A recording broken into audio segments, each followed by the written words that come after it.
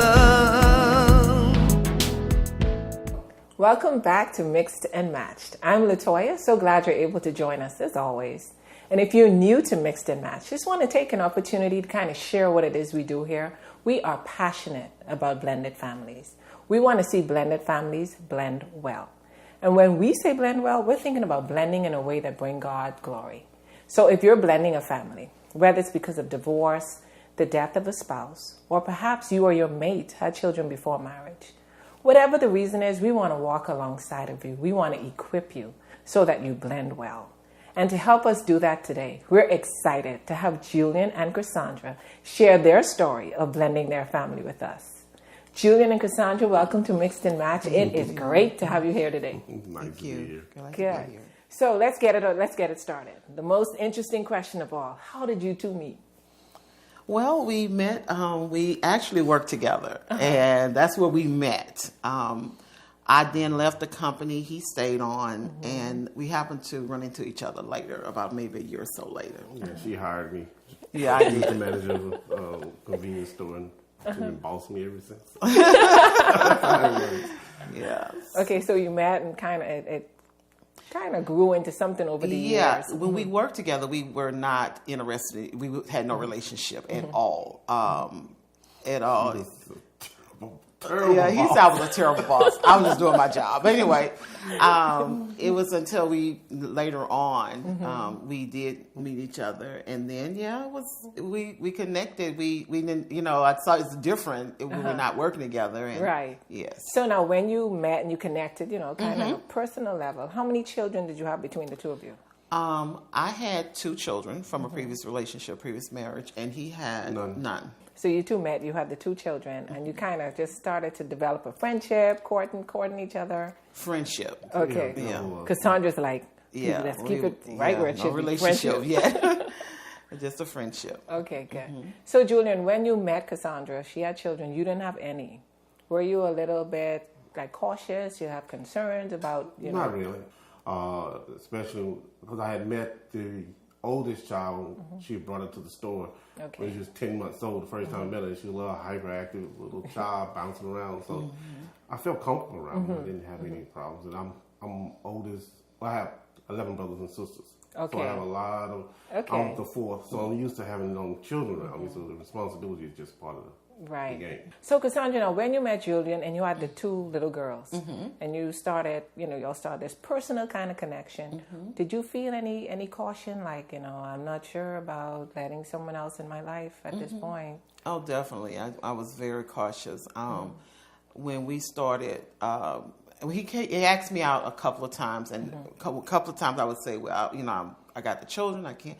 And he was like, well, you can bring the kids along. And I wasn't comfortable with that neither. So, I was very guarded. Okay. Yeah. She was guarded for a long time. Yeah. I think her guard didn't break down until a year after marriage, to be honest with you. She always doubted. Something, it just didn't make sense. To her, it was her guard stayed up until she realized, I'm in it. I'm not going anywhere. Yeah. So, And for women, sometimes we do that. So Cassandra, what helped you to put that guard down? Because you had to put it down a little to let him into the point where you married him. Yes. So what helped you to bring that guard down a little?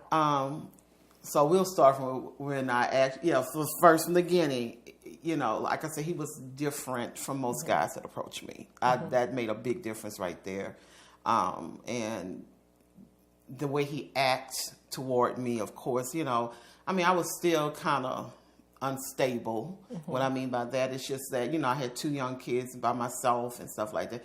He came along and he tried to ease that for me, and stuff like that, helping me out a lot, just taking me out a lot. And then when I got comfortable bringing the girls around, taking us out a lot and things like that. Okay. So that's when I was able to say, okay, you know what, maybe, he is a nice guy. I started to really actually start having feelings for him. Because he kind of had more of a focus on family. He did. So that made you pretty comfortable. Yeah. He knew I came with a package and he was open to that, so yeah. Now, Julian, Cassandra's beautiful inside and out. So apart from that, what gave you the confidence to say, this is someone I would want to walk alongside of me?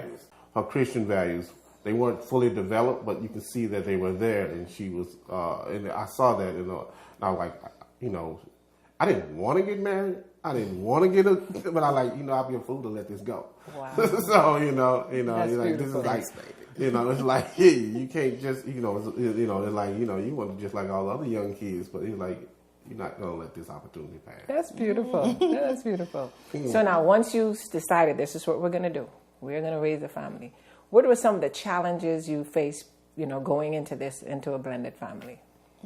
Well, that's obviously the financial challenge because, you don't have the opportunity to build up a savings or anything like that other than one I already had. You don't have, so you automatically have to take on the financial responsibility of it. Like my brother, he tells me it's an instant family, just add money. And then there's the challenges of dealing with the children of that blended family, how to keep them well balanced by not separating the relationship from the biological parent and creating a relationship with the new parent, which is me, and making it all work. That is a big challenge. And then dealing with the in-laws on both sides, because everybody had their opinions. There's the wicked step parent is still in people's minds, and you have to overcome that. And that's one of the things we hope to do, that people would see a new model for blending families, that you don't have to look at it as this mean step parent. Right. You understand that this person can come along and actually represent kind of like a hero or mentor, in the case of family. Yeah, to be what it is, the person, a vital part of the whole family. That's what you are. There's no one defined role. Because it depends on when you come into the child's life. I was fortunate enough that I met both children young enough where I feel comfortable being their complete father. Now, if I would have met them at 17, I probably would have done something different. Right. That's important, Julian, to know that different seasons call for a different approach. Right. And that's true.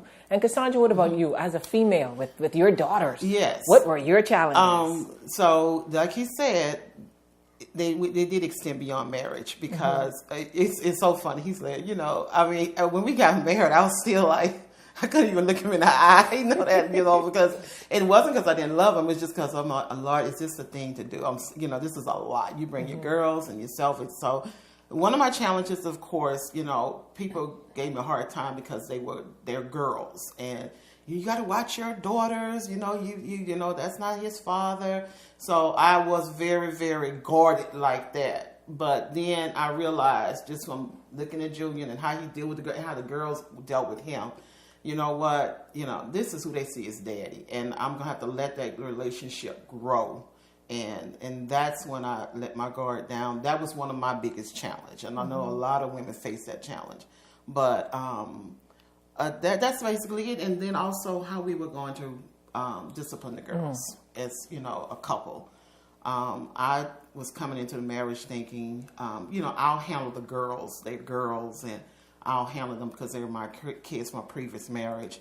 And Julian was like, no, that's not going to work. We're going to have to be a united front. We're going to have to be on the same ground. If I have to see them as my kids. I can't see them as your kids and saying that you're going to handle everything. So if I see them as my kids, that means I have to treat them, discipline them, and give to them whatever as my kids. Not, I don't want that separation. This is yours and this is mine in my house. And sometimes it may take a while to get there.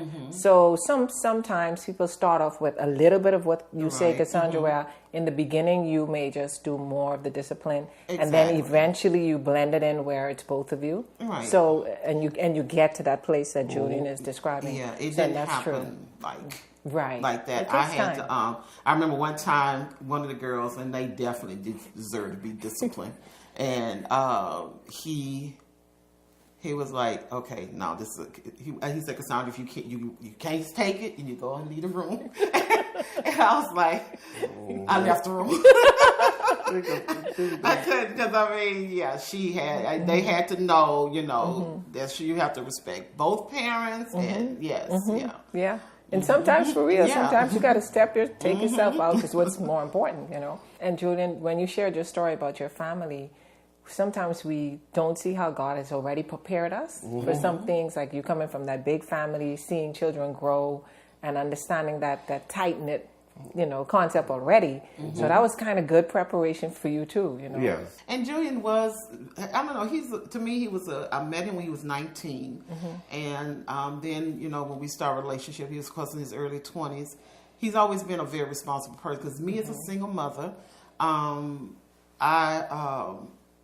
when he came in the relationship, my mom, she was there to kind of help me out before he came. And so she gave me a break when I needed a break. So, but when I get my daughters back, I could tell they've been around grandma too long. It's like I got to retrain them all over again. So I was like, oh my goodness, I'm really tired, And just like, you just need to kind of spend more time and keep them home, even when and so you can establish, and I realized that they have been so divided between me and my mom. And it worked fine. So, to say somebody who doesn't have kids, God must have prepared. He's really good with children. Amen. That's beautiful. That's beautiful. So tell me, what would you say have been the greatest blessings of blending a family? The kids. I mean, the whole family. I mean, from my she called my bonus daughters, and the grandkids. I mean, I love all my kids. I mean, I love all of them. And I don't ever use the word step-parent, stepfather, stepchildren. They are my kids. I agree. I think it is the whole family. I mean, I look at our family. The girls are grown, and they'll call him when they have any kind of problem. Like when it's amazing. Certain things they call me about, certain things they call him about, and it's like we are blessed for the oldest girls, the 3 children we had after we got married. We are a family that we're close. We're all close, and we have to remind ourselves that the 2 oldest ones were from a previous marriage. Because if anybody see us together, you would never, ever be able to tell. That's beautiful. So there are couples out there, single women that are entertaining, probably marrying someone else with their children. What advice would you give them? I would say the first thing I would look at is, because I believe men show you exactly, eventually, who they are at some point, and you have to really pay attention to that, not just all the other good stuff they show you. I do remember an incident before Julian. I was dating this guy, and we were thinking about getting married until he showed me one way how he acted with my children. I asked him I think something simple like, "Can you reach me that bottle over there?" Oh, and I was like, okay. And I noticed he didn't have patience. That was it. That was a deal breaker for me. Because I figured if you cannot, we're not going to be a happy family if you can't deal with these kids. They're a part of me. They're not going anywhere. So I would say that's what you need to not just focus on what he brings to you, but once you introduce your children to him, how is he around your children? Very good. Julian, what would you say? If you're gonna, for the person who's entering the blended family, be prepared to take the punches and be prepared to be strong through the weak points, because you're trying to help a family stay together. I think, but like she was talking about the biological thing, one of the things you ought to think of is how you're gonna blend the biological father and the mother, whatever it may be, in with the new family. Everybody has to stay. You can't kick anybody out. Too. You just have to reset boundaries and reset rules, because that's what makes all that's still going into that child. So in a sense, when you marry your wife or your husband who has kids, you're also marrying their exes and their ex-in-laws. Absolutely. And the crazy things everything because that's all part of your child now. Absolutely. So Julian and Cassandra, just want to thank you so much for joining us here on Mixed and Matched. Your story has impacted my heart, and I'm sure it's done the same for our viewers. Thank you so much for joining us. Okay. And to those of you who are viewing with us today, thank you for joining us here on Mixed and Matched. We are beyond blessed to be able to encourage you this way. And I hope you can see God's redemptive power through Julian and Cassandra's story. So until next week, when we see you here again, right here on Mixed and Matched, be blessed, and remember God's love for you is right where you are. Thank you. Love where